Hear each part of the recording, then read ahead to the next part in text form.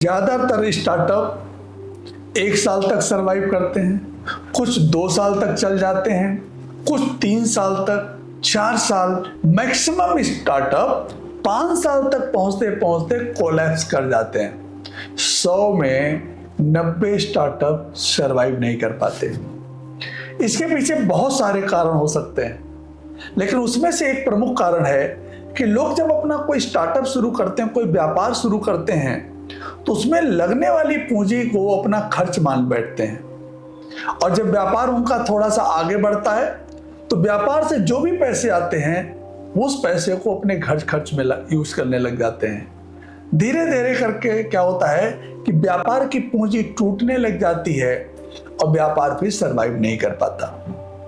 ऐसे में अगर हमें अपना स्टार्टअप सक्सेसफुल बनाना है, सफल बनाना है, तो हमें सिंधी फिलॉसफी अपनाने की जरूरत है। सिंधी लोग जब अपने बेटे को बिजनेस देना शुरू करते हैं या बिजनेस देते हैं, तो अपने बेटे का जब बिजनेस की दुकान लगाते हैं, मतलब उनकी दुकान सजाते हैं, तो एक दुकान सजा करके अपने बेटे को देते हैं, बिजनेस बना करके बेटे को देते हैं। और फिर उस बच्चे को, उस बेटे का जो घर खर्च है, जो परिवार में उसके खर्च आते हैं, उस दुकान से निकालने की जरूरत नहीं है। दुकान की आमदनी दुकान में ही लगती है जब तक कि वो स्टार्टअप एस्टेब्लिश नहीं हो जाता। आमदनी जो भी दुकान से आती है वो पूंजी में जुड़ती चली जाती है, जिसके कारण पूंजी बढ़ती जाती है। जब पूंजी बढ़ती जाती है तो व्यापार एस्टेब्लिश होता चला जाता है।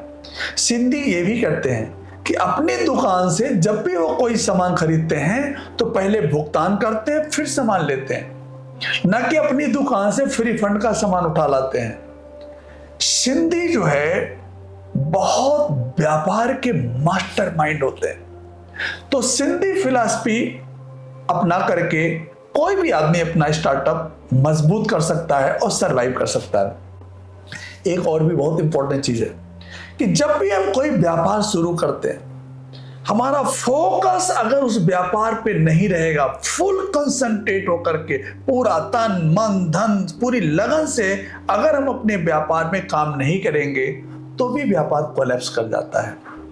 आइए फोकस की अगर हम बात करें, दीवानगी की अगर हम बात करें, एक बार एक मौलवी साहब थे, वो चादर बिछा करके नमाज पढ़ रहे थे,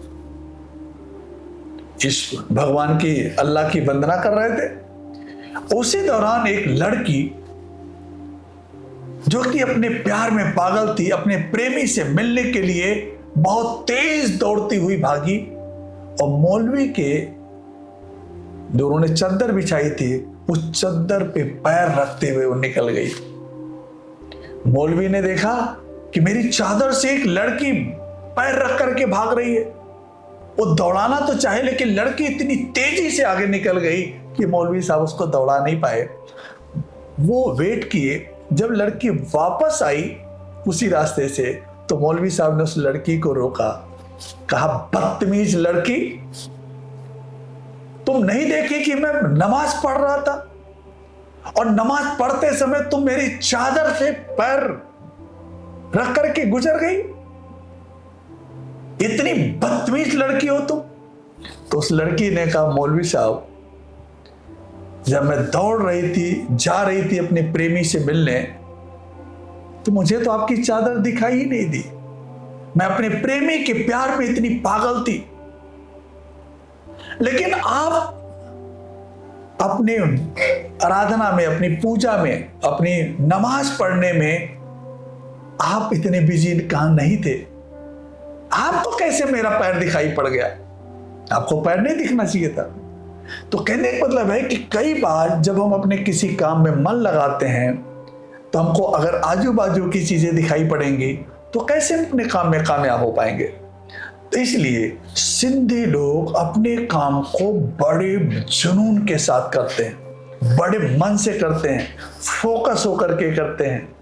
तो इसलिए सिंधी फिलॉसफी हर किसी के लिए बहुत महत्वपूर्ण है। कहा जाता है कि सिंधी लोग, मारवाड़ी लोग, पंजाबी लोग, ये लोग व्यापार में बहुत ज्यादा सफल होते हैं। क्यों? क्योंकि इनके पास व्यापार करने के कुछ मूलभूत सिद्धांत होते हैं।